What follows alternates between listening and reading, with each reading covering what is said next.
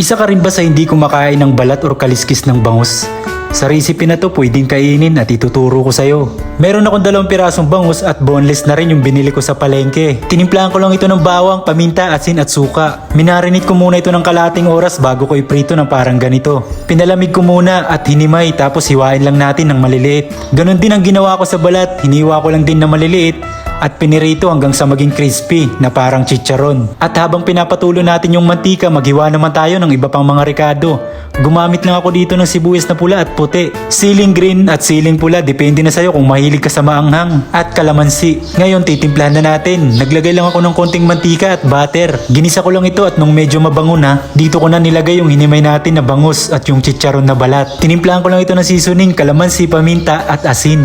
At sa huli ko na nilagay yung mayonnaise para hindi maging mantika at yung iba pang mga sibuyas para may konting crunchy pag kinain mo. Ayan na guys! Kaya gawin mo